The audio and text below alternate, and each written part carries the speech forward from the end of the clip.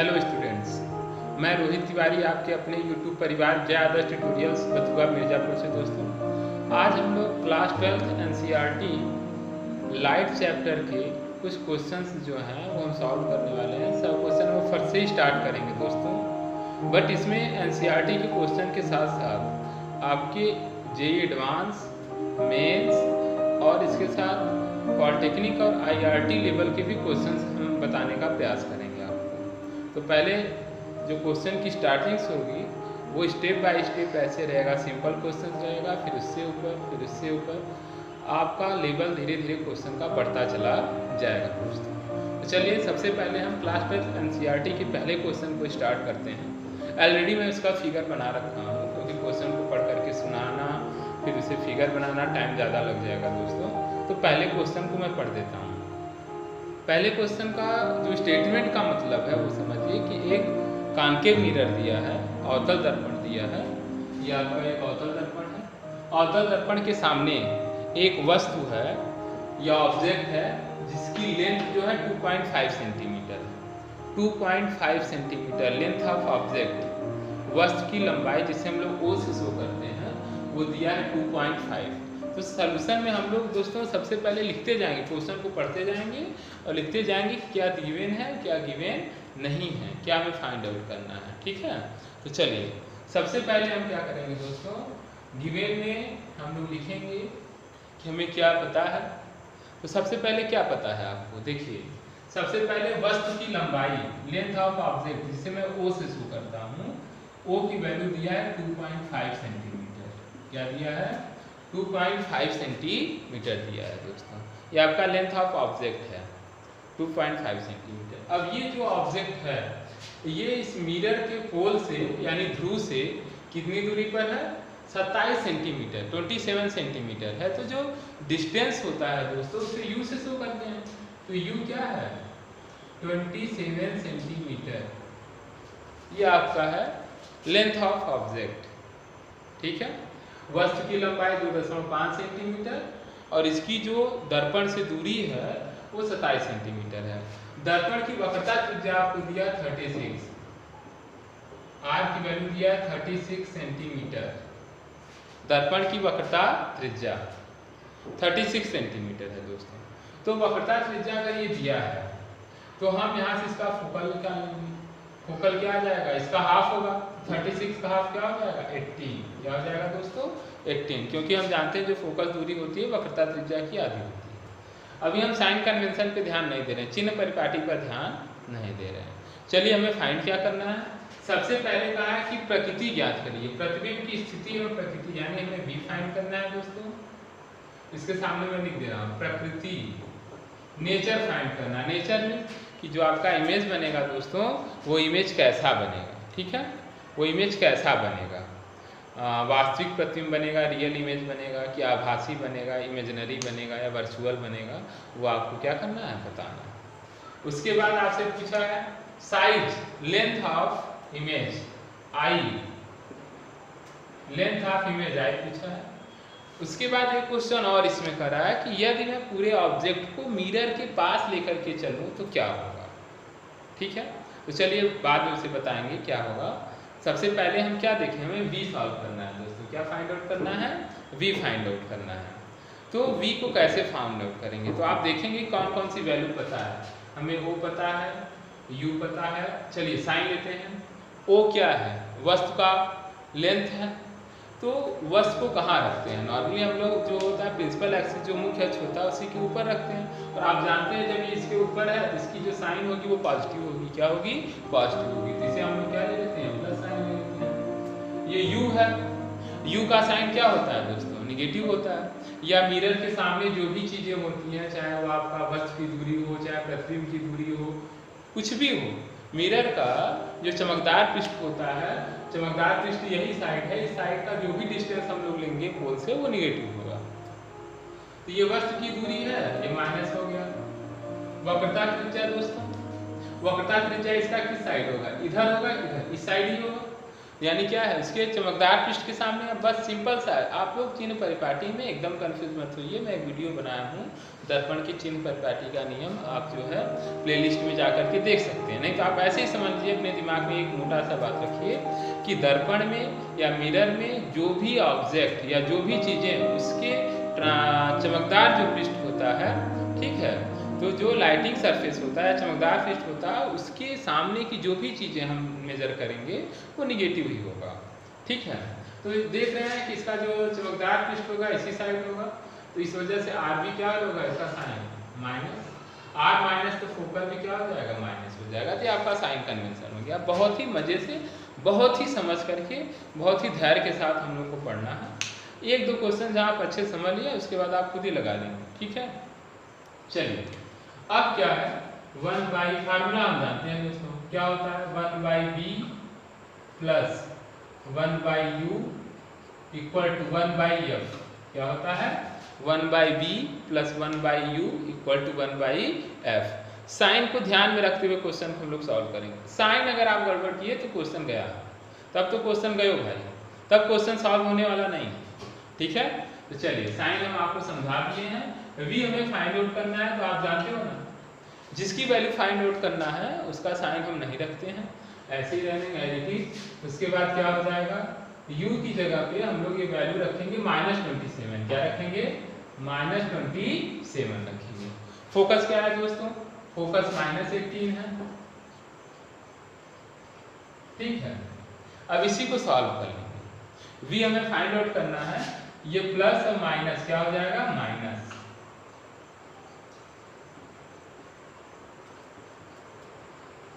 Minus sign जो आपका दोस्तों नीचे रहेगा, आप समझ लीजिए कि माइनस साइन को हम ऊपर भी लिख सकते हैं, ठीक है। एक ही जगह लिखेंगे आप, इसके हंस यानी न्यूमरेटर या डिनोमिनेटर में कहीं भी दिया है तो आप उसे डिस्प्लेस करके न्यूमरेटर में लिख सकते हैं। अभी कसम खाने वाली बात नहीं है, ऐसा नहीं रटना है, आप सिंपली समझ सकते हैं होता क्या है।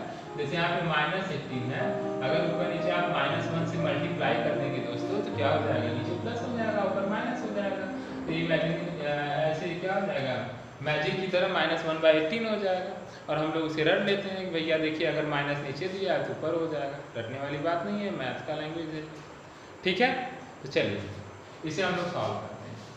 क्या होगा, -1/27 है दोस्तों, उस साइड ले जाएंगे प्लस हो जाएगा, -1/18 1/27, ठीक है।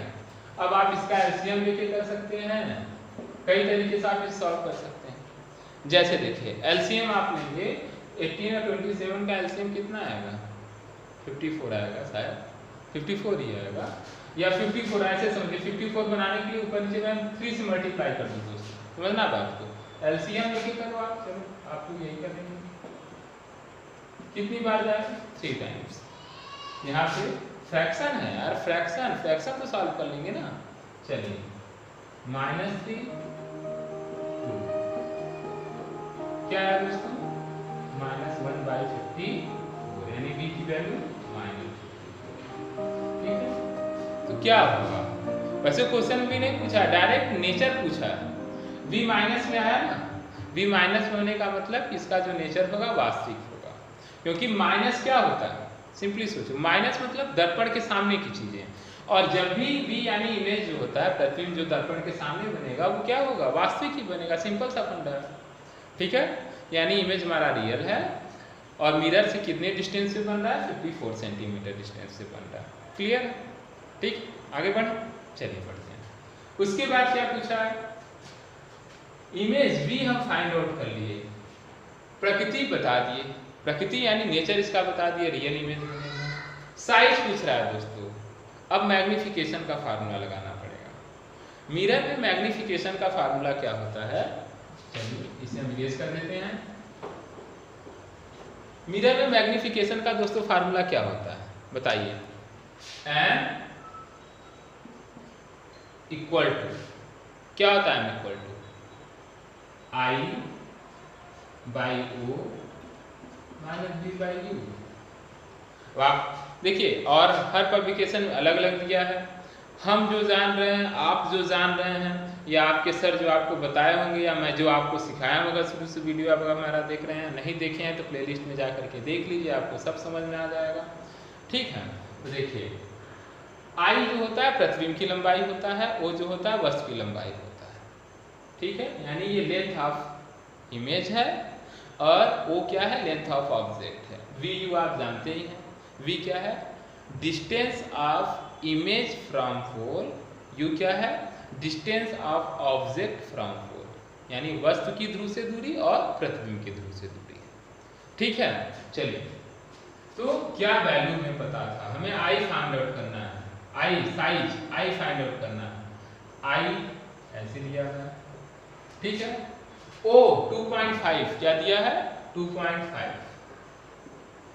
ना, इक्वल टू माइनस v की वैल्यू क्या है, देखिए फार्मूले में माइनस है, अब मैं v की वैल्यू -54 रखता दोस्तों, और u की वैल्यू 27, वो भी साइन के साथ, किसके साथ रखना है, ये दोनों फार्मूला में लिया, i by O equal to minus v by u. I की वैल्यू में फाइंड आउट करना है इमेज यानी वस्तु प्रतिबिंब की लंबाई, सॉरी, तो प्रतिबिंब की लंबाई का साइन हम नहीं रखेंगे, ओ जो भी वैल्यू पता है साइन साथ रखें। तो आप जानते हैं ऑब्जेक्ट जो होता है प्रिंसिपल एक्सिस के ऊपर ही होता है, और प्रिंसिपल एक्सिस के ऊपर होने की वजह से इसे हम लोग क्या लेंगे, प्लस लिए। ठीक है, तो चलिए ये 2.5 आपका क्या हो गया, पॉजिटिव ले लिया मैं, उसके बाद ये माइनस माइनस क्या हो गया, प्लस हो गया, I 2.5 equal to 54/27, minus minus plus, गड़बड़ हो गया, गड़बड़ हो गया, गड़बड़ हो गया, गड़बड़ हो गया, ये माइनस माइनस प्लस होगा, यहाँ पे माइनस रहेगा। ठीक है, बाय मिस्टेक्स हो रहा था, उसे मैं सही कर लिया। चलिए अब ये 27 टू जा 2 टाइम जाएगा, 2.5 का 2 में मल्टीप्लाई हो जाएगा दोस्तों, तो 2.5 टू जा 5, ठीक है, 5.0, ये माइनस में रहेगा। फिर आप समझ लीजिए माइनस, माइनस मीन्स कि जो भी इमेज बनेगा वो प्रिंसिपल एक्सिस के नीचे बनेगा। माइनस का यही मतलब हुआ कि जो भी इमेज बनेगा दोस्तों वो प्रिंसिपल एक्सिस के नीचे ही बनेगा। और वैसे भी क्या है, जब इसका रियल इमेज दिया है, रियल इमेज दिया है, तो रियल इमेज के कंडीशंस में क्या होगा, रियल इमेज आप जानते हैं कि हमेशा कहाँ बनता है, उसका इमेज जो होता है प्रिंसिपल एक्सिस के नीचे ही बनता है, उल्टा होता है। इसी वजह से आई हमारा क्या आया, माइनस में आया। ठीक है, तो ये आपका एनसीईआरटी का फर्स्ट क्वेश्चन जो था उसका पूरा अच्छे से सलूशन जो है आपको समझा दिए। एक बार फिर से हम चर्चा कर लेते हैं।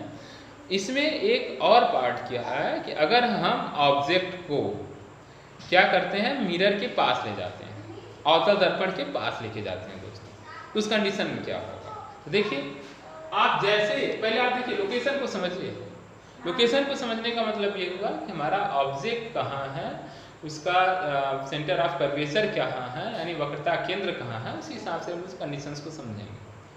तो अभी मेरा जो सेंटर ऑफ कर्वेचर है C 36 और ये जो U है दूरी 27 और इसका जो फोकस आया, फोकल लेंथ वो 18 आया। क्या है, 36 का हाफ कितना है, 18 आया। तो 36 का हाफ 18 यही होगा क्योंकि ये 27 है, 18। चलिए ये हो गया, सपोज करिए मैं फोकस ले लिया, या थोड़ा और इधर ले लेता हूँ, ये मेरा फोकस हो गया। तो क्या आपको क्या लग रहा है कि जो मेरा ऑब्जेक्ट है वो ऑब्जेक्ट कहाँ पर है, वक्रता केंद्र और फोकस के बीच में। ठीक है, वक्रता केंद्र और फोकस में बीच में होने की वजह से क्या होगा कि जब आप ऑब्जेक्ट को धीरे धीरे दर्पण की ओर स्लाइड करेंगे, खिसकाएंगे, बढ़ाएंगे, तो दोस्तों वो कहाँ जाएगा, पहले तो फोकस पे आएगा। ठीक है, फोकस की ओर बढ़ेगा। तो जानते हैं जैसे जैसे फोकस की ओर बढ़ेगा तो पहले तो जो मेरा रियल इमेज बन रहा था, वास्तविक प्रतिबिंब बन रहा था, उस कंडीशन में इमेज कहाँ जाएगा, दूर से बनेगा। यानी पहले प्रारंभ में क्या होगा कि जब हम ऑब्जेक्ट को दर्पण की ओर ले जाएंगे तो ये फोकस की ओर बढ़ेगा। फोकस की ओर बढ़ने की वजह से इसका प्रतिबिंब कहाँ जाएगा, दर्पण से दूर जाएगा। ठीक है, जब ये फोकस पे पहुंच जाएगा तो उस कंडीशंस में क्या होगा, इसका इमेज अनंत पे बनने लगेगा, इनफाइनाइट पे बनेगा। हाँ, जैसे ही हम इसे स्लाइड करके फोकस के अंदर लाएंगे, फोकस और ध्रुव के बीच में, तो आप जानते हैं जब भी ऑब्जेक्ट फोकस और होल्स के बीच में आ जाता है तो उसका आभासी प्रतिबिंब बनने लगता है, दर्पण के पीछे, मिरर के पीछे बनने लगता है। कैसा इमेज बनने लगता है? आभासी प्रतिबिंब, इमेजिनरी। ठीक है, जिसे काल्पनिक कहते हैं। हम लोग क्या कहते हैं? काल्पनिक कहते हैं। ठीक है, एक रियल होता है, एक वर्चुअल होता है। तो वर्चुअल इमेज बनेगा। तो आप कैसे मतलब जो क्वेश्चन लास्ट में पूछा है दोस्तों, आपसे क्या पूछ रहा है कि जब हम ऑब्जेक्ट को मिरर के पास ले जाएंगे तो क्या होगा। तो इसका आंसर आप कैसे कहेंगे कि क्लियर है, मतलब स्पष्ट है, इट इज क्लियर दैट जब हम ऑब्जेक्ट को दर्पण के पास ले जाते हैं तो ये ध्रुव की ओर बढ़ता है। ध्रुव की ओर बढ़ने के कारण, सॉरी फोकस की ओर बढ़ता है, माय मिस्टेक, फोकस की ओर बढ़ता है। तो उस कंडीशन से क्या हो जाएगा, इसका इमेज धीरे धीरे पहले तो मिरर से दूर जाएगा। जैसे ही हम फोकस पे ले जाएंगे तो इसका इमेज कहाँ बनने लगेगा दोस्तों? इनफाइनाइट पे बनने लगेगा। फोकस के जैसे ही अंदर ले जाएंगे ऑब्जेक्ट को, कंडीशन है कि कोई भी ऑब्जेक्ट यदि कॉन्केव मिरर में इसके फोकस और ध्रुव के बीच में होता है तो कैसा इमेज बनता है? वर्चुअल इमेज बनने लगता है। ठीक है, तो वर्चुअल इमेज बनने लगेगा कहाँ बनने लगेगा? दर्पण के पीछे। ठीक है, बिहाइंड द मिरर। कहाँ बनने लगेगा? Behind the mirror, due to the virtual image. Clear? तो ये आपका जो था एनसीईआरटी का पहला क्वेश्चन था। अब हम इससे थोड़ा सा टफ क्वेश्चन लेते हैं। अब मैं ये नहीं बताऊंगा कि किस ईयर का है, कहाँ से मैं क्वेश्चन उठाया, क्योंकि अगर नाम सुन लिए ना तो आप क्वेश्चन नहीं सॉल्व कर पाएंगे। उसके नाम ही सुनते ही दोस्तों, नाम सुन करके डर लग जाता है। एक सिंपल सा क्वेश्चन हो, एक लड़के को दे दो भैया ये जेईई एडवांस का क्वेश्चन, देखो अभी उसके दिमाग पे क्या प्रेशर बनता है। ठीक है, मैं ये नहीं लूँगा कि कहाँ से ये क्वेश्चन है, बट हाँ ये क्वेश्चन है। चलिए, क्वेश्चन क्या है दोस्तों? बाय फिगर मैं आपको समझाना चाहता हूँ। जेईई का ही क्वेश्चन है, जेईई का ही क्वेश्चन है। चलिए,